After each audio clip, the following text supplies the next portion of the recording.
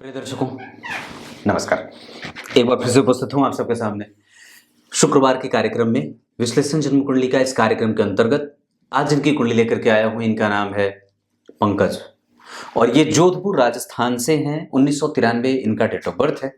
इनकी माता जी ने इनके बारे में मुझे भेजी है इनकी कुंडली और पूछा है कि कैसा है इनका जीवन और कैसा है इनका सब कुछ, जिसमें आप दाम्पत्य को ले लीजिए, इनके करियर को लीजिए। फिलहाल ये इंजीनियरिंग की नौकरी कर रहे हैं, पर इन्होंने बताया है कि मन अशांत है और खुश नहीं है।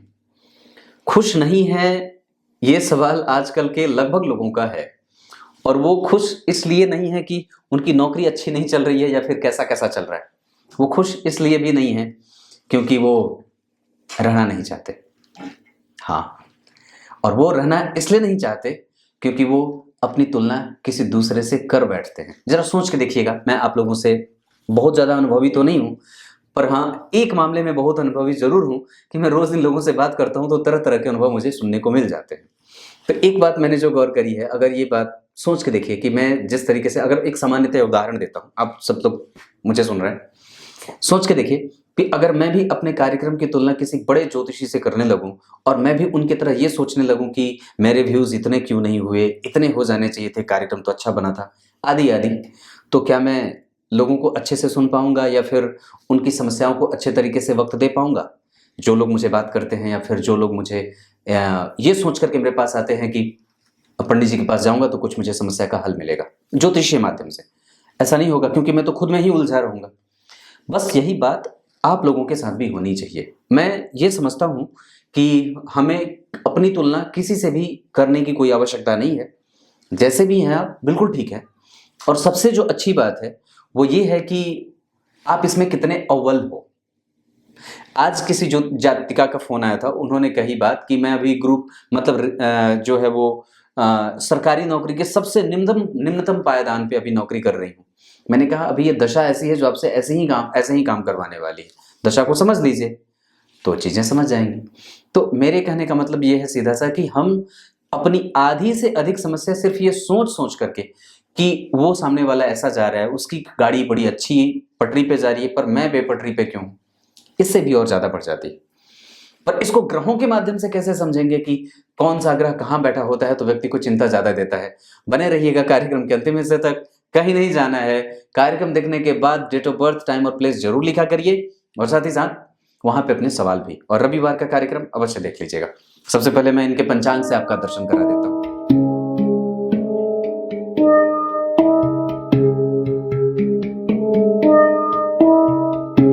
माघ माह में जन्मे हैं से श्रवण, आप तो अच्छे ही हैं।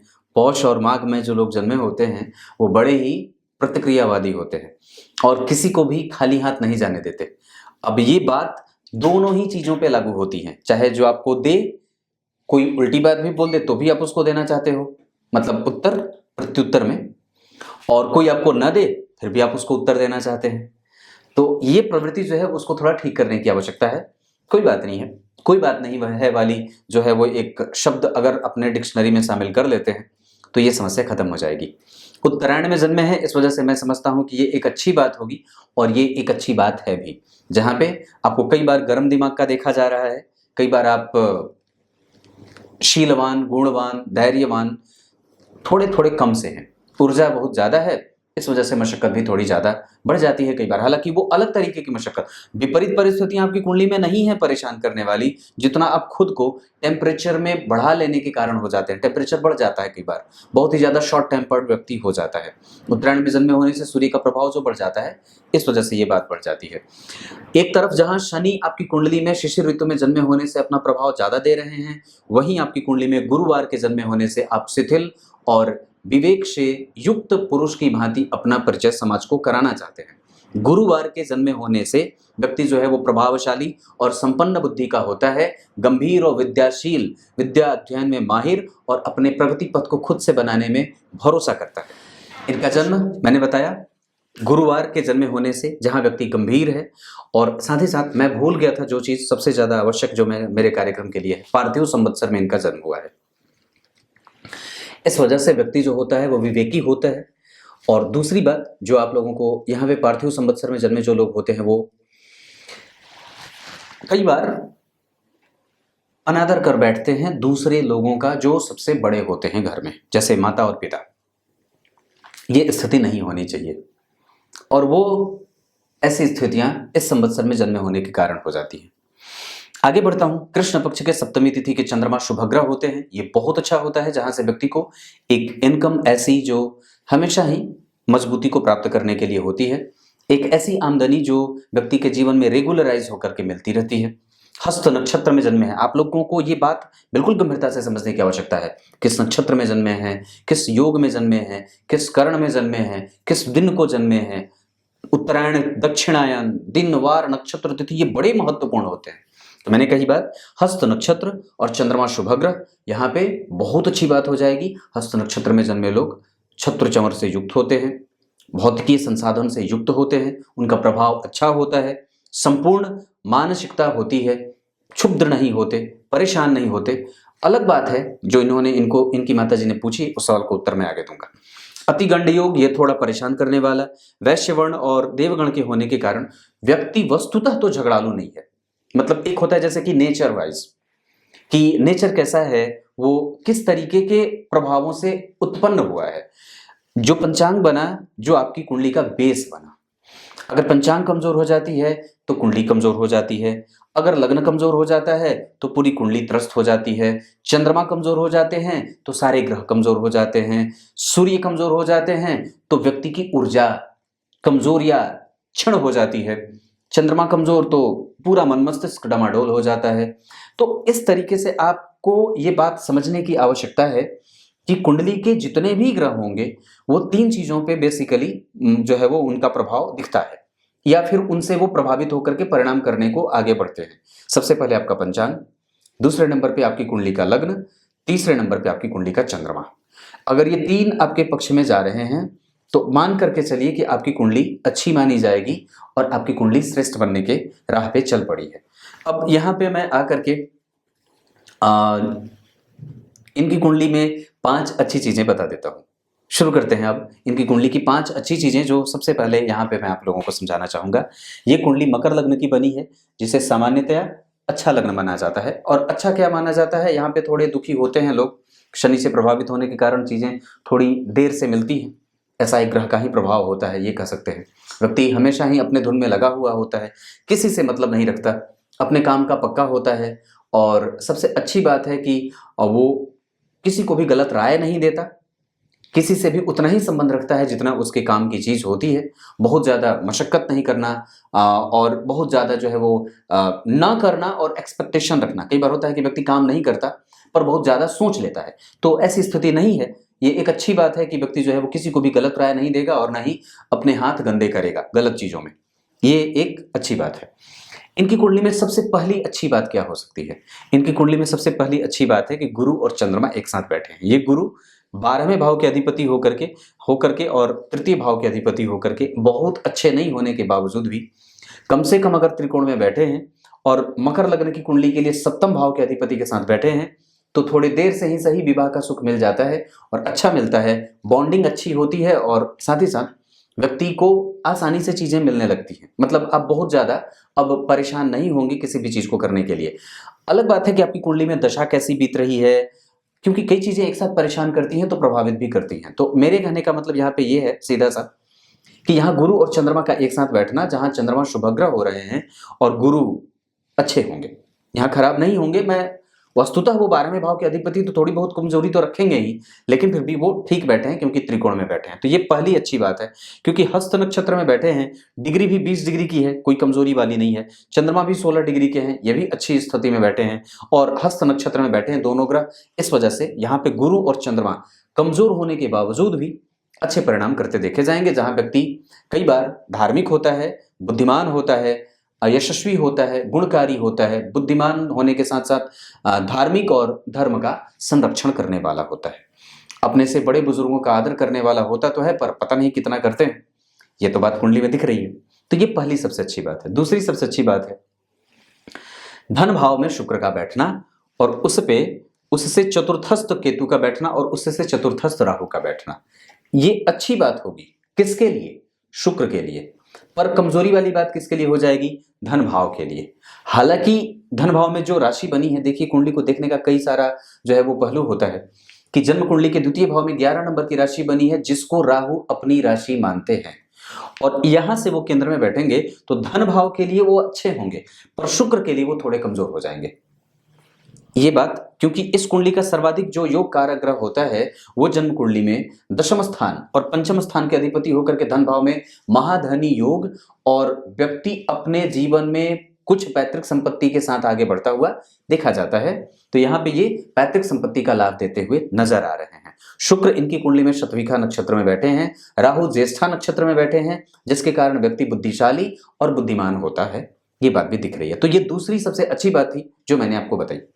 तीसरी सबसे अच्छी बात, लग्न के अधिपति का लग्न में बैठना, धनिष्ठा नक्षत्र में बैठना, जिसके अधिपति मंगल जन्म कुंडली में छठे स्थान में बैठे हैं पुनर्वसु नक्षत्र में। इसका मतलब है कि यहाँ पे जो गुरु है वो हस्त नक्षत्र में, जिसके अधिपति यहीं बैठे, तो गुरु के पास तो चलो अच्छी बात है, पर शनि 24 डिग्री के थोड़े कमजोर धनिष्ठा नक्षत्र में, अपने बहुत अच्छे मित्र के नक्षत्र में तो नहीं बैठे, जिसके अधिपति इस कुंडली के लिए बहुत अच्छे नहीं होते, मतलब पापक होते हैं, और छठे भाव में बैठे हैं। इस वजह से शनि की दशा और मंगल की दशा में कई बार व्यक्ति को दारिद्र्य देखना पड़ता है, राहु की दशा में कई बार दारिद्र्य देखना पड़ता है। ऐसी स्थितियां होती हैं, जिसमें से मैं समझता हूं कि राहु की दशा में कोई भी ग्रह अंतर में आता है तो थोड़ी बहुत परेशानी लेकर के आता है। वस्तुतः खास करके जो जैसे अगर इस कुंडली के मारक ग्रह चंद्रमा की बात करें या मंगल की बात करें, ये जो स्थितियां होती हैं वो थोड़ी बहुत व्यक्ति को हेक्टिक करती हैं, परेशान करती हैं, जिसके लिए व्यक्ति परेशान होता है। अभी भी इनकी कुंडली में राहु में मंगल चल रहे हैं तो अभी भी थोड़ी बहुत परेशानी है, और मैं समझता हूं कि 23 के जनवरी से ये व्यक्ति पूर्णतया 2025 के फरवरी से कुछ ठीक होगा। ये तीसरी सबसे अच्छी बात थी। चौथी सबसे अच्छी बात क्या हो सकती है? भाग्य भाव के अधिपति का या पंचम भाव के अधिपति का जन्म कुंडली में, देखिए पंचम भाव के अधिपति का जन्म कुंडली में द्वितीय भाव में जाना, जहां अच्छी बात हो रही थी वहीं पे ये उच्चाभिलाषी होकर के अपना प्रभाव बढ़ा रहे थे पंचम भाव का, जहां से व्यक्ति को संतान का, क्योंकि इस पे गुरु की भी दृष्टि जा रही है, लेकिन एजुकेशन में कभी कभी बाधाएं छोटी मोटी उपस्थित हो सकती हैं, वो राहु के कारण और 12वें भाव के अधिपति गुरु के दृष्टि के कारण। जहां भाग्य थोड़ा कमजोर हो रहा था वहीं पंचम भाव भी थोड़ी बहुत कमजोरी को प्राप्त करेगा, पर फिर भी मैं समझता हूं कि यहाँ पे गुरु जैसे ग्रह की दृष्टि है, और इस भाव के कारक अगर इस भाव को देख रहे हो, इस भाव के अधिपति अगर भाव से शुक्र इस भाव के शुभग्रह बने, शुभग्रह इस राशि का अधिपति बना और वो केंद्र में बैठे, मैंने क्या बात बताई थी कि अगर किसी भी भाव का अधिपति शुभग्रह बनता हो और उससे चतुर्थस्थ वो बैठा हो तो उस भाव को बल मिलता है। तो ये बात यहाँ पे लागू हो रही है इस भाव से, मतलब व्यक्ति के एजुकेशन में बाधाएं चाहे कितनी भी होती रहें, उसका यश, उसकी कीर्ति, उसका सम्मान, उसका पद, उसकी समाज में जो प्रतिष्ठा होती है वो मिल जाती है। मतलब आप परेशान और निंदनीय व्यक्ति के तौर पे समाज में नहीं जाने जाएंगे। ये एक अच्छी बात कुंडली में दिख रही है, जो चौथी बात है। पांचवी सबसे अच्छी बात कि जन्म कुंडली में सप्तम स्थान के अधिपति का संबंध गुरु के साथ बन रहा है, और कम से कम कि गुरु और चंद्रमा जब एक साथ बैठे हों और इन पे किसी भी प्रकार से केतु की दृष्टि पड़ रही है, जो व्यक्ति को धार्मिक बनाने के लिए अग्रसारित करेगी। जहां व्यक्ति का धर्म और जहां व्यक्ति का भाग्य, जहां व्यक्ति का अनुभव उसको काम में लेने वाला या व्यक्ति अनुभवों का संग्रह करता कहा जा सकता है। लाभ भाव के अधिपति का जन्म कुंडली में छठे में बैठना, ये इस कुंडली की पहली कमजोरी या अच्छी बात नहीं हो सकती है। ये पांचवी नहीं छठवीं बुरी बात हो सकती है जो अच्छी नहीं है। हालांकि पापग्रह होकर के छठे भाव में बैठे हैं, इनका एक अपना अलग लाभ होगा जो व्यक्ति को साहसिक और थोड़ा सा प्रबल मजबूती से अपने दुश्मन और विपरीत परिस्थिति से लड़ने की ताकत भी देगा। ये छठवीं बात है जो कमजोर मैं बता रहा हूं। सातवीं जो अच्छी बात नहीं है वो क्या है? सूर्य कहाँ बैठे हैं? सूर्य जो बैठे हैं वो जन्म कुंडली में यहां बैठे हैं, और चंद्रमा जो है वो उससे से त्रिकोण में। ये एक प्रकार से कमजोरी वाली बात भी हो जाती है। हालांकि अब जब राशि को देखते हैं तो राशि के अधिपति, कन्या राशि के अधिपति बुध 12 में बैठे हैं, बुध और गुरु का परिवर्तन हुआ है, ये अच्छी बात है। लेकिन साथ ही साथ सूर्य से जन्म कुंडली में चंद्रमा का 5वें जाना, 9वें जाना, ये कई प्रकार से व्यक्ति को कष्ट भी देता है, जहां व्यक्ति को कई बार थोड़ी सी मुश्किलें भी जीवन में आती हैं। बाहरी या न्यायालय पक्ष से, न्याय के क्षेत्र से कई बार ऐसी स्थितियां बनती हैं जहां व्यक्ति कई बार उत्तेजित होकर के कुछ ऐसे कृत्य कर देता है जहां उसको परेशान या बाद में पश्चाताप की अग्नि में जलना पड़ता है। ये सातवीं यानी कि इस कुंडली की दूसरी अच्छी बात नहीं हो सकती है। इस कुंडली की तीसरी अच्छी बात जो नहीं है वो क्या है, इस कुंडली की तीसरी अच्छी बात जो नहीं है वो ये है राहु की दृष्टि का यहाँ जाना, गुरु की दृष्टि का यहाँ जाना, और राहु गुरु और शुक्र का एक दूसरे से षडाष्टक में जाना। जन्म कुंडली के सर्वाधिक योग कारक ग्रह की स्थिति, जन्म कुंडली के सर्वाधिक शुभ ग्रह गुरु के साथ कैसी बन रही है ये जरूर देख लेना चाहिए। जन्म कुंडली के सर्वाधिक योग कारक ग्रह अगर शनि ही क्यों ना बनते हो, वो गुरु से कैसे संबंध में जा रहे हैं इसका आकलन अवश्य ही कर लेना चाहिए, तब जाकर के हमें किसी फलादेश पे उतरना चाहिए। गुरु, ये कुंडली मकर लग्न की है जिसके लिए शुक्र सर्वाधिक योग कारक होते हैं, जो गुरु से षडाष्टक में जा रहे हैं और अच्छे नहीं बैठ रहे हैं गुरु से।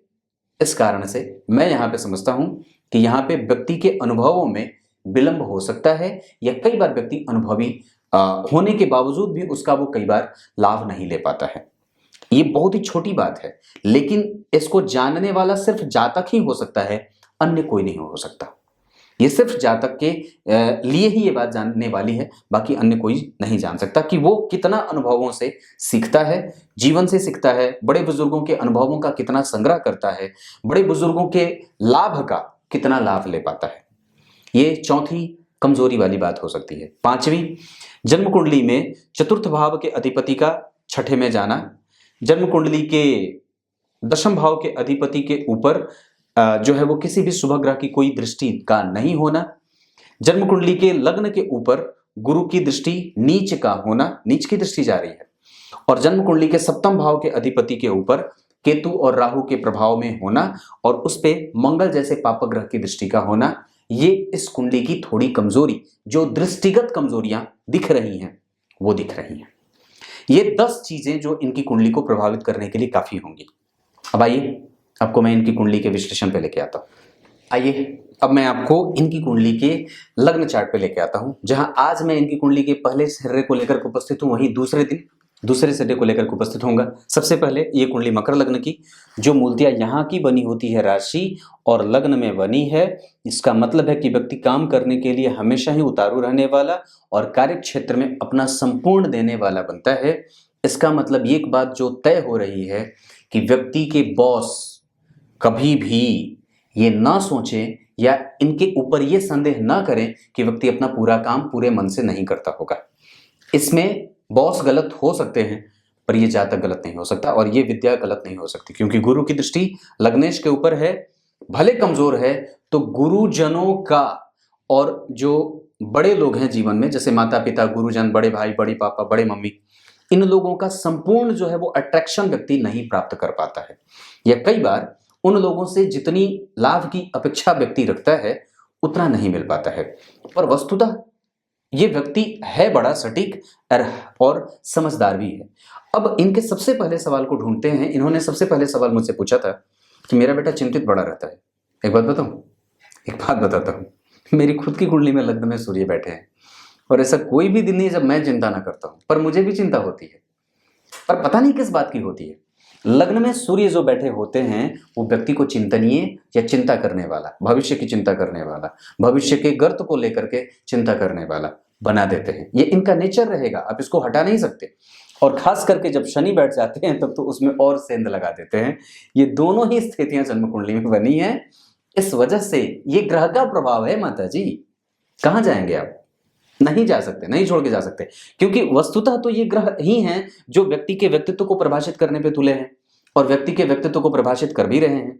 आप जरा विचार करके देखिए कि जब लग्न में सूर्य बैठेगा तो नेत्रों से संबंधित समस्या, बालों से संबंधित समस्या, दांतों से संबंधित समस्या, पेट से संबंधित समस्या, माथे के दर्द से संबंधित समस्या, किसी भी हड्डियों से संबंधित समस्या मान के चलिए, उसके बाद उग्र हो जाना, शॉर्ट टेम्पर्ड हो जाना, छोटी छोटी बातों को बड़ा बना देना, प्रभावशाली होता है। ऐसा नहीं है कि वो अट्रैक्ट नहीं करता किसी भी व्यक्ति को, पर वो खुद भी थोड़ा कुंठित होता है, खुद भी, क्योंकि शनि दुख जो है तो वो लग्न में बैठ गया, तो व्यक्तित्व के अंदर ही दुख समाया हुआ है। इस कारण से ही व्यक्ति दुखी रहता है और बाकी अन्य कोई बात नहीं है। ऐसा नहीं है कि, और ऊपर से एक तो ये ग्रह चले गए, ऊपर से राहु की दशा चल गई, तो रही सही कसर जो है वो राहु पूरा कर देते हैं। इनकी माता जी ने बात कही, मैं जब आप बात कर रही थी निखिल जैसे मैं वहीं था, तो आपने कही कि बड़ा दुखी रहता है। मैं उस समय थोड़ा हंसा भी था क्योंकि ये ग्रह अपना काम कर रहे हैं और माता जी सोच रही मेरा बेटा दुखी क्यों। तो ये इस वजह से होता है। और एक बात और भी बता दूं, तो अष्टम भाव में के जो अधिपति होते हैं सूर्य, अष्टम भाव के अधिपति इस कुंडली के लिए महत्वपूर्ण ग्रह होने के बावजूद भी लग्न में बैठ करके चिंताएं पैदा करते हैं। किस बात को लेकर के चिंता रहेगी? ये गर्त है, भविष्य का गर्त, जहां से आप कुछ भी छुपी हुई चीज को ढूंढना चाहते हैं, उस बात को लेकर के व्यक्ति चिंता रहता है। जो चीज चिंता में रहता है, जो चीज सामने दिख नहीं रही है, जिस चीज से कोई मतलब नहीं है, जिस चीज से कोई कनेक्शन नहीं है जीवन का, उस बात को लेकर के व्यक्ति बेवजह की चिंताएं पालता रहता है और अपना तो दिमाग खराब करेगा ही, घर का वातावरण भी खराब करता रहता है। घर का वातावरण क्यों खराब रहता है? क्योंकि जन्म कुंडली में जो चतुर्थ स्थान के अधिपति हैं वो छठे में जा रहे हैं। इस वजह से ये घर जो है वो रोग में और चिंता में जा रहा है, और खास करके आपकी माता जी। इस वजह से जो मिला है उससे संतुष्ट रहिए। मैं अभी कुछ दिन पहले अपने गुरु जी के यहाँ गया था और वहाँ पे किसी को गुरु दीक्षा दिलवाने गया था। बड़े धनवान लोग थे, तो बोल रहे थे कि मुझे गुरु दीक्षा दिलवा दीजिए। मैंने कहा आइए मैं आपको अपने गुरु जी से मिलवा देता हूँ। तो उनकी पत्नी जो है वो बड़े ही निकट जाकर के गुरु जी से क्या पूछ रही थी ऐसे गुरु जी जो है वो स्त्रियों से पाँव हाथ नहीं छुआते, दूर ही रहते हैं। तो क्या जाके बोलते हैं कि गुरु जी गृहस्थ में बड़ा कला है। तो पता है गुरु जी ने क्या कही बात? गुरु जी ने बात कही, संतोषम परम सुखम, संतोष करो, गृहस्थ में कोई दुख नहीं है, मैं देख रहा हूँ बहुत अच्छा है। तो मैंने भी वही उनसे बात कही थी कि मुझे पता था कि गुरु जी यही कहेंगे, पर आप लोग समझते नहीं है, इतने मतलब धन से युक्त होने के बावजूद भी अगर गृहस्थ में कोई कला है तो वो तो फिर व्यक्ति विशेष के बुद्धि के ऊपर निर्भर करती है बात। तो ऐसा नहीं है, ये ग्रह का ही प्रभाव है जिसके कारण आप इतने चिंतित हो सकते हैं, या फिर ये ग्रह अपना काम कर रहे हैं। सूर्य को अर्घ वगैरह दिया करिए, हनुमान चालीसा का पाठ किया करिए, और घर में हनुमान चालीसा का पाठ होता रहे तो चीजें ठीक होती रहती हैं, उसमें कोई घबराने वाली विशेष बात नहीं। सूर्य 0 डिग्री के हैं, इस वजह से भी और पे बात बिगड़ जाती है। और उत्तरा आषाढ़ा नक्षत्र के बैठे हैं, अपने नक्षत्र में शनि जो है वो धनिष्ठा के हैं, मंगल का प्रभाव लग्न पे है। तो मंगल का प्रभाव कई बार व्यक्ति को पेट में अल्सर वगैरह की शिकायतें दे देते हैं, इस बात को भी देखना होगा। मंगल का प्रभाव यहाँ पे है, चंद्रमा को उग्र बना रहा है। मंगल का प्रभाव यहाँ बुद्धि में उग्रता ला रहा है। मंगल का प्रभाव यहाँ पे है, इस वजह से व्यक्ति जो है वो कई बार छोटी छोटी बातों पे ही तुरंत गर्म हो जाता है, ऐसी स्थितियां बनती हैं। ये बात यहाँ तक रही। अब आगे बढ़ता हूँ। चंद्रमा जो है वो जन्म कुंडली में धनु लग्न, मकर लग्न की कुंडली के लिए सप्तम भाव के अधिपति होकर के 12वें भाव के अधिपति के साथ और केतु से दृष्ट, मंगल से दृष्ट और भी अन्य किसी ग्रह से कोई प्रभाव नहीं है। लेकिन चंद्रमा के ऊपर जब गुरु का प्रभाव होगा और जहां बैठे हैं, ध्यान से समझिएगा, जहां बैठे हैं वहां का अधिपति देखिए दुह स्थान में गया है।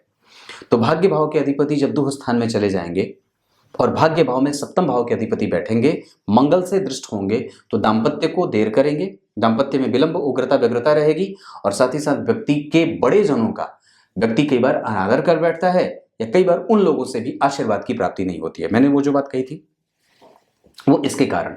तो चंद्रमा जो है वो वस्तुतः बैठे अच्छी अवस्था में, 16 डिग्री के चंद्रमा कमजोर नहीं होंगे, और शुभग्रह भी हैं, शुभग्रह के साथ है, लेकिन मंगल के प्रभाव में आकर के वो जातक को लालची बना रहे हैं। तो गौर से समझिए कि बहुत ही माइन्यूट लेवल पे अगर आप इस बात को समझते हैं वैज्ञानिक दृष्टिकोण से, तो लग्न में सूर्य 0 डिग्री के, ये ग्रह जो है वो एक्टिव नहीं है, लेकिन निगेटिव एक्टिव हो रहा है, क्योंकि सूर्य 0 डिग्री के हैं तो निगेटिव अब हो रहे हैं। शनि जो है वो 24 डिग्री के हैं और यहाँ पे शनि का बल बढ़ रहा है व्यक्ति के, मतलब सूर्य और शनि जब बैठते हैं तो शनि का बल बढ़ जाता है। और वैसे भी इस कुंडली के लिए शनि लग्न शश महापुरुष योग बना रहे हैं, गुरु की दृष्टि उन पे पड़ जा रही है, तो और भी ये प्रभाव बढ़ रहा है। और वहां पे धनिष्ठा नक्षत्र में बैठे हैं जिसके अधिपति मंगल उन्हें देख ले रहे हैं, तो लग्न पे पापक ग्रहों का प्रभाव ज्यादा हुआ ना जी। तो लग्न पे जब पापक ग्रहों का प्रभाव होगा तो व्यक्ति के अंदर जो है वो पाप ज्यादा रहेगा, या फिर ये कह सकते हैं कि उसके अंदर साहस, बल, पराक्रम, ऊर्जा, उग्रता, व्यग्रता, चिंता, मोह, मात्सर्य, ईर्ष्या, द्वेष, छल, कपट, ये पापाचार, तो ये सब जीवन में जो है वो उसके अंग बनते जा रहे हैं।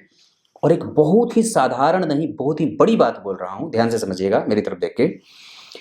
एकादशवें भाव के अधिपति जहां दारिद्र दोष पैदा कर रहे थे, वहीं सप्तम भाव के अधिपति और मन के अधिपति चंद्रमा, मन के कारक चंद्रमा पे मंगल की दृष्टि जाने से व्यक्ति लालची स्वभाव का हो जाता है, जिस लालचपन के कारण जो एक होती है जैसे कि एम्बिशियस बोलते हैं ना उसको अंग्रेजी में एम्बिशियस बोलते हैं। तो एम्बिशियसनेस के कारण व्यक्ति का मन दुखी होता है, क्योंकि उस चंद्रमा पे किस भाव के अधिपति ने देखा है? लालच भाव के अधिपति ने देखा है। पहले तो उसको दरिद्र बनाता है और फिर उसमें गलतियां करवाने वाला और ढोंग रचाने वाला भाव पैदा करता है। लग्न में सूर्य पहले से ही कमजोर कर रहे थे, लग्न पे गुरु की दृष्टि भी पड़ रही थी तो पॉजिटिविटी कम थी, और शनि पहले ही व्यक्ति को दुखी बना रहे थे। हालांकि व्यक्ति की कुंडली में शश महापुरुष योग बनेगा और उसके ठीक आगे शुक्र और उसके ठीक पीछे बुध, तो शुभकर्त्री योग लग्न को लगेगा, तो ये एक अच्छी बात होती है। पर साथ ही साथ जब आप इस बात को भी समझते हैं तो स्पष्टतया ये बात आती है कि कहीं ना कहीं जो है वो व्यक्ति का स्वास्थ्य ठीक है, व्यक्ति का जो है वो संरक्षण करता है, उम्र उसकी अच्छी है, जैसे एक तरीके से बहुत अच्छा कहा जाएगा। और ये सारी चीजें व्यक्ति को मिलने के बावजूद थोड़ी सी कमजोरी के साथ ये कुंडली आगे बढ़ रही है। अब इस कुंडली में मंगल को देखते हैं तो मंगल चतुर्थ और एकादशवें के अधिपति होकर के जहां व्यक्ति को सरकारी नौकरी का योग और सरकारी नौकरी का लाभ दे रहे हैं, क्योंकि शनि की उच्च दृष्टि दशम स्थान पे और दशम भाव में जो ग्रह दिग्बली होता है वो सूर्य भी लग्न में बैठे हैं, और वस्तुतः वहां से अपनी 7वीं दृष्टि से यहां देख रहे हैं, तीसरी दृष्टि से यहां, चौथी से यहां, 5वीं 7वीं 9वीं ऐसे करके विभिन्न भावों को जो देख रहे हैं। ऐसी स्थिति में कई बार वो एक अच्छी स्थिति को भी मेंटेन कर रहे हैं और थोड़े थोड़े सूखे सूखे भी ले जा रहे हैं। तो शनि मंगल राहु केतु की दशाओं में सूर्य का प्रभाव भी थोड़ा कमजोर हो जाता है, और बेसिकली जातक जो है वो अपने मन को, अपने मस्तिष्क को, अपने प्रभावों को और अपने आत्मविश्वास को कमजोर कर बैठता है। ये बात भी दिखती है क्योंकि सूर्य वहां पे बिल्कुल कमजोर हो रहे हैं। इस कारण से भी व्यक्ति को यह डर सताते रहता है कि मुझे ये मिलेगा कि नहीं मिलेगा, मेरे दोस्त इतने आगे बढ़ रहे हैं, मुझे ये मिलेगा कि नहीं मिलेगा, उसके पास ऐसी चीज है, मेरे पास होगी कि नहीं होगी। ये जो एक मेंटेलिटी होती है वो जातक को परेशान करने के लिए काफी होती है। ये मानसिक स्तर पे मैं बात बोल रहा हूँ, और भी अन्य स्तर पे बात नहीं, मैं ये बात बहुत अंदर की बात बोल रहा हूँ जिसे सिर्फ वही व्यक्ति समझ सकता है जिसकी ये कुंडली है। और विशेषतः माता जी भी समझ सकती हैं, क्योंकि माताएं तो अपने पुत्र के भाव को यूं देख लेती हैं और झपक लेती हैं, तो समझ जाती हैं। तो ये मंगल की दृष्टि यहाँ बताया, यहाँ बताया, यहाँ बताया, ये चीजें। बुध जन्म कुंडली में इस कुंडली के लिए दूसरे सर्वाधिक अच्छे ग्रह के रूप में जाने जाएंगे। योग कारक ग्रह हैं इस कुंडली के लिए, छठे और 9वें भाव के अधिपति जाकर के जन्म कुंडली में 12वें बैठे। इस वजह से व्यक्ति का कम्युनिकेशन, व्यक्ति की वाणी, व्यक्ति का प्रभाव, व्यक्ति को दूसरों को देने की इच्छा, दान करने की प्रबलता, दूसरों से न लेने की इच्छा, बिल्कुल भी लेना नहीं चाहता, और किसी का एहसान भी नहीं, और दिए हुए पैसों पे तो बिल्कुल भी भरोसा नहीं है। बुध के ऊपर मंगल का प्रभाव, मंगल के ऊपर बुध का प्रभाव। यहाँ पे मंगल जो है वो चतुर्थ के अधिपति और बुध जो है वो छठे के अधिपति। इन दोनों के संयोग से व्यक्ति की माता कई बार चिंतित होती हैं और घर का वातावरण कई बार कलह से युक्त हो जाता है। इस बात से आपको बहुत ही ज्यादा मैं ये ध्यान आकृष्ट करना चाहता हूं कि ऐसा कोई भी काम ना करिए जिससे माता का दिल दुखी हो और माता का प्रभाव कमजोर हो, क्योंकि आपकी कुंडली में माता भाव का अधिपति जन्म कुंडली में पहले ही छठे में गया है। ये नौकरी के योग तो पैदा करते हैं। माता के कारक ग्रह जो हैं वो जन्म कुंडली में केतु से दृष्ट हैं, तो माता को कोई ना कोई बीमारी या कोई ना कोई दवाई हमेशा चलती रहती है। इस बात से भी आपको इत्तेफाक रखना होगा, और ये जरूरी वाली बात है।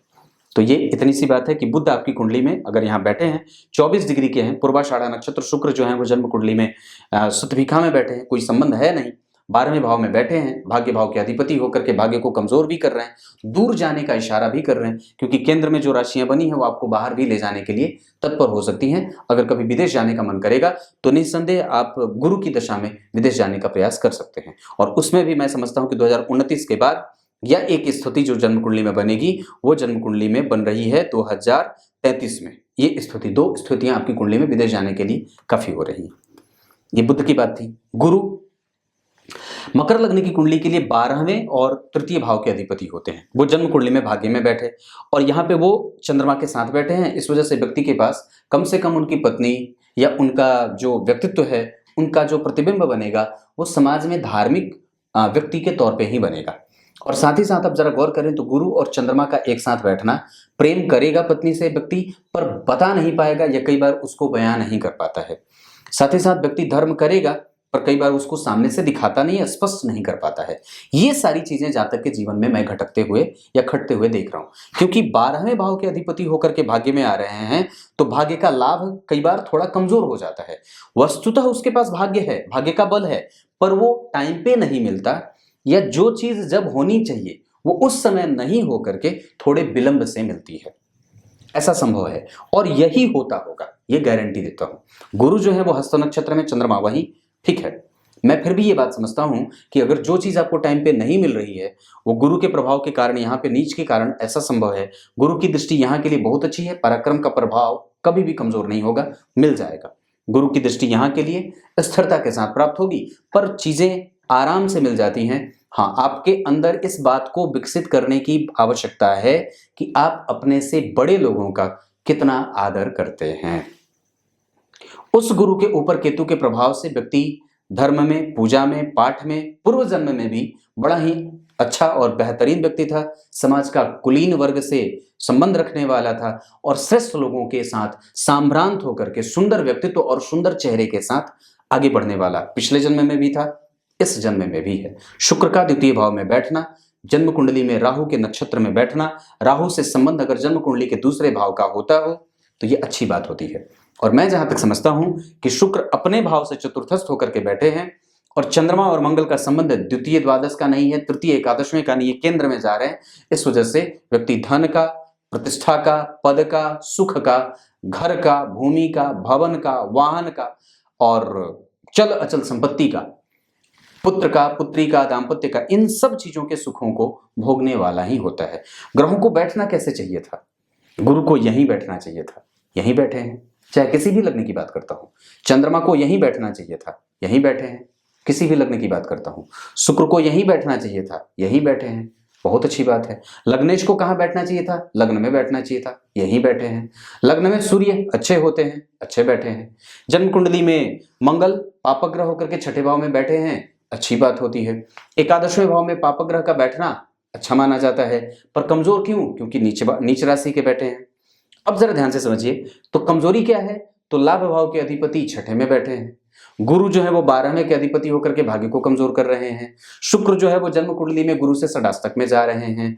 तो ये कुछ अच्छी और कुछ बुरी चीजें दोनों ही एक साथ चल रही हैं, पर वस्तुतः ज्यादातर चीजें अच्छी हैं। वो कमजोरी आपको इसलिए दिख रही थी माता जी, क्योंकि जातक राहु की दशा में जी रहा था, जिस भाव के अधिपति से उसको कोई भी बल नहीं मिल रहा था और उस भाव के अधिपति पहले ही जातक को दरिद्र बनाने पे तुले थे। लाभ भाव के अधिपति का छठे में जाना दारिद्र दोष पैदा करता है, इस वजह से ही जातक के जीवन में राहु की दशा कष्टकारी रही थी। अब बात शुक्र की कर लेते हैं। शुक्र इस कुंडली के लिए सर्वाधिक योग कारक ग्रह होते हैं।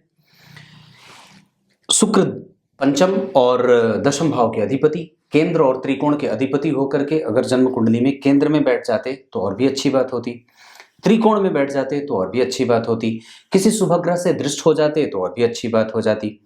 पर ऐसा कुछ भी नहीं है। लेकिन क्या ये कमजोर हो जाएंगे? इसका मतलब है कि हमें अब उस ग्रह को ये समझने के लिए उसके निकट जाना होगा कि उसके पास पॉजिटिविटी कितनी है। तो जैसे ही आप उनके भाव को देखते हैं तो एक भाव से शुभग्रह होकर के केंद्र में बैठे, दूसरे भाव से शुभग्रह होकर के त्रिकोण में बैठे, तो ये दो अच्छी चीजें मिल गई। तीसरे नंबर पे वो अपने भाव में जहां बैठे हैं वो 17 डिग्री के हैं, अवस्था अच्छी और ऊंची हो गई, इसलिए ग्रह फल भी करेगा। और वो जिस राशि की तरफ बढ़ रहे हैं वो उनकी उच्च की राशि है, और शुक्र तो तुरंत राशि बदल लेते हैं। इसका मतलब है कि ये ग्रह हमें हमारे पक्ष में जरूर ही निर्णय कर सकता है। और भी ढूंढिए, जब हम इन्हीं ग्रह को नवांश कुंडली में देखते हैं, इसी शुक्र को, तो यही शुक्र नवांश कुंडली में उच्च के हो जा रहे हैं, मतलब नवांश कुंडली में ये टोटली यहां का फल करने लग रहे हैं। और वस्तुतः जो है वो वहां पे वो चंद्रमा से केंद्र में आ जा रहे हैं, गुरु से जो है वो गुरु भी उच्च के हो जाएंगे नवांश कुंडली में, इनकी कुंडली में शुक्र भी उच्च के हो जाएंगे, मंगल भी स्वग्रही हो जाएंगे, सूर्य भी वर्ग उत्तम हो जाएंगे, बुध भी जन्म कुंडली में अच्छे बैठ रहे हैं। यानी कि ये कुंडली नवांश में जाकर के और भी ज्यादा सटीक और भी ज्यादा जातक के लिए बेनिफिशियल बनती जा रही है। तो मेरे कहने का मतलब यह है कि यहाँ पे शुक्र भी खराब नहीं है। और वस्तुतः एक बात आपको बड़ी अद्भुत बात बताऊं, शुक्र का संबंध जब जन्म कुंडली के अष्टम भाव से हो जाता है, मेरी एक दर्शिका है सरिता देवी, लखनऊ की हैं, और उनकी जो है वो फैक्ट्री है, ऑर्गेनिक फैक्ट्री है, वो कुछ बनाती हैं वो, जैसे अब मुझे तो ये नहीं पता कि वो क्या बनाती हैं, पर कुछ बनाती हैं वो, जैसे बायोकेमिकल वगैरह कुछ बनाती हैं, जैसे धान वगैरह या कुछ ऐसी चीजें बनाती हैं, मुझे पता नहीं है, पर कुछ बनाती हैं वो जो कि अच्छी होती है चीज। तो उन्होंने बात कही थी कि आप कार्यक्रम में सीरियस होकर के जब बात करते हैं तो अच्छा नहीं लगता है, आप खुश होकर के बात करते हैं तो अच्छा लगता है। और ये बात मुझे कई लोगों ने भी पहले पहले कह रखी है, पर होता नहीं है कई बार। आप चूंकि कुंडली में जब समाते हैं तो कुंडली आपको खींच लेती है, और जब आप कुंडली से बाहर निकलते हैं तो अपनी दुनिया में आ जाते हैं। तो मैंने एक बड़ी अद्भुत बात देखी है कि शुक्र का जब प्रभाव अष्टम भाव से बन जाता है और अष्टम भाव के अधिपति जब लग्न में बैठ जाते हैं तो व्यक्ति रिसर्च वगैरह के क्षेत्र में या कुछ अच्छा और कुछ नया बनाने के क्षेत्र में बहुत अच्छा काम कर सकता है। तो तात्पर्य यहाँ पे ये बनती है बात की, कहने का मतलब ये है कि व्यक्ति को अपने करियर को इस क्षेत्र में या इस दिशा में ले जाना चाहिए जहां आप कुछ नया इनोवेटिव बना सकें। क्योंकि पंचम भाव के अधिपति जो शुक्र बनते हैं वो गौर से देखिए तो मंगल से पंचमस्थ होकर के बैठे हैं, और चंद्रमा के ऊपर मंगल का प्रभाव है, गुरु का प्रभाव भी मंगल से प्रभावित हो रहा है। इसका मतलब है कि व्यक्ति जो है वो इनोवेटिव हो सकता है, समाज में उसकी पहचान एक ऐसे लेवल पे हो सकती है जहां व्यक्ति ने कुछ नया बनाया है। तो आप कुछ ऐसी चीजों के पीछे अपना फोकस तैयार करिए जहां आप रिसर्च वगैरह के क्षेत्र में जा सकते हैं। रिसर्च भाव के अधिपति लग्न में बैठे हैं, शुक्र का संबंध अष्टम भाव से हो जाए तो व्यक्ति जो है वो जो होता है वो रिसर्च पेपर लिखने वाला और कुछ नया चीज बनाने वाला हो जाता है। तो ये बात बनती है। ये शुक्र तक की बात यहाँ पे खत्म। शनि जो है वो यहाँ के लिए बहुत अच्छे नहीं है, इस वजह से व्यक्ति के पराक्रम का परिणाम थोड़ा कमजोर देते हैं, थोड़ा कमजोर। वस्तुतः वो लग्नेश हैं तो हर जगह अच्छी ही दृष्टि जाएगी। शनि यहाँ के लिए सामान्य और यहाँ के लिए बहुत अच्छी, मतलब कर्म क्षेत्र के लिए शनि की दशा अच्छी जा सकती है। राहु जन्म कुंडली में नीच के जो ठीक नहीं बैठे हैं, राहु की दृष्टि यहाँ के लिए बहुत अच्छी नहीं है, राहु की दृष्टि यहाँ के लिए सामान्यतया अच्छी है, राहु की दृष्टि यहाँ के लिए अच्छी नहीं है। इस वजह से ये बात थोड़ी सी कमजोर करने वाली बन रही है। डिग्री के आधार पर और ग्रह में षडबल के आधार पर मंगल यहाँ बैठे हैं, भले ही नीचा विलासी हैं पर फिर भी षडबल में सबसे ज्यादा बलवान होंगे। दूसरे सर्वाधिक बलवान ग्रह के रूप में आपकी कुंडली में जो ग्रह बनेगा वो शुक्र बनेंगे। शतवी का नक्षत्र, 17 डिग्री का होना, ग्रह की अवस्था के आधार पर अगर मैं बात करता हूं तो आपकी कुंडली में सूर्य मृतप्राय, वो बात मैंने जो कही थी, व्यक्ति को चिंतित करने वाले। चंद्रमा युवावस्था, 100% पूरा परिणाम करने वाले। मंगल जो है वो जन्म कुंडली में 21 डिग्री के हैं और वो बैठे हैं विषम संख्या में, तो वृद्ध हो जाएंगे, यानी कि उनके पास बल है पर अनुभव की कमी है। इस वजह से व्यक्ति को लाभ या व्यक्ति के जीवन में जो भी चीज प्राप्त होने वाली होती है वो थोड़ी कम या देर से या विलंब से मिलती है। बुध जो है वो जन्म कुंडली में जो बैठे हैं वो 24 डिग्री के हैं, विषम संख्या की राशि है, इस वजह से मृतप्राय हो जाएंगे। इस वजह से बुध जो है वो यहाँ पे थोड़े कमजोर हो रहे हैं। ग्रह में अगर देखें तो 2 ग्रह यहाँ, 1 ग्रह यहाँ 2 भाव, 1 ग्रह यहाँ 3 भाव, 1 ग्रह यहाँ 4 भाव और 1 ग्रह यहाँ 5 भाव। इसे पाश योग कहा जाता है। जब जन्म कुंडली के 5 ही घरों में सारे ग्रह बैठ जाते हैं तो जातक को कई बार बंधन से युक्त होना पड़ता है, बंधन से मुक्त होने का प्रयास करना पड़ता है। कई बार आपको छुट्टी नहीं मिलती, कई बार आप लीव नहीं लेना चाहते या ले सकते, कई बार आप उलझ जाते हैं चीजों में तो उलझे रहते हैं, जेल की यात्रा करनी पड़े, जेल से संबंध बन जाता है, हो सकता है किसी से मिलने जुलने जाना पड़े। तो ये सब चीजों से आपको बच के रहना चाहिए। ये पाश में बंध देते हैं, जैसे नाग पाश होता है ना, वैसे नाग पाश में व्यक्ति पड़ जाता है। तो आपको ऐसे कोई भी कृत्य और कोई भी ऐसा काम नहीं करना चाहिए, क्योंकि मंगल और शनि का संबंध बन रहा है। तो मैं कहूंगा कि आपको इन सब चीजों से, गलत संगति से, गलत लोगों से, गलत प्रभावों से, इन सब चीजों से बचने का प्रयास करना होगा, और ये हमेशा के लिए बोल रहा हूं। गुरु जो है वो जन्म कुंडली में 50% का परिणाम करेंगे, जहां के भी हैं, चाहे वो 12वें के हों, चाहे वो तीसरे के हों, ये अच्छी बात होती है। शुक्र जन्म कुंडली में बहुत अच्छा, शनि राहु केतु आपकी कुंडली में 50-50% के से थोड़े कम, मतलब 25-25% का परिणाम देने के साथ आपकी कुंडली के लिए सामान्यतया बन रहे हैं। तो इस कुंडली में इतनी सी बात है। अब आप जरा देखिए तो यहाँ पे सम संख्या की राशि में गुरु और चंद्रमा का बैठना, स्त्रियोचित गुण। यहाँ पे सम संख्या की राशि में सूर्य और शनि का बैठना स्त्री ग्रह में, यहाँ पे भी जो मंगल है। अब स्त्रियोचित राशि में 2 ग्रह और 2 ग्रह, 4 ग्रह जो हैं वो जन्म कुंडली स्त्रियोचित बैठे हैं। मंगल पुरुषोचित और बुध पुरुषोचित और शुक्र पुरुषोचित। बुध, शुक्र और मंगल ये जातक को पुरुष प्रकृति का बना रहे हैं। गुरु, चंद्रमा, सूर्य और शनि जातक को स्त्रियोचित बना रहे हैं।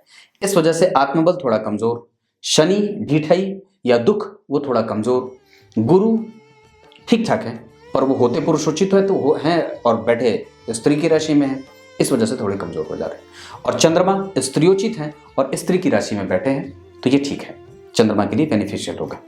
ये आपकी कुंडली है, बाकी की चीजें कल बताऊंगा। तब तक के लिए बहुत बहुत नमस्कार।